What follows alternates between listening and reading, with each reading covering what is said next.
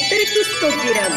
இன்றைய நாளுக்கான பரிசுத்த வேதாகம வசனம் யோவான் 17:1-22-23. இயேசு இவைகளைச் சொன்ன பின்பு தம்முடைய கண்களை வானத்துக்கு ஏறெடுத்து, நாம் ஒன்றாயிருக்கிறது போல அவர்களும் ஒன்றாயிருக்கும்படி நீர் எனக்குத் தந்த மகிமையை நான் அவர்களுக்குக் கொடுத்தேன்.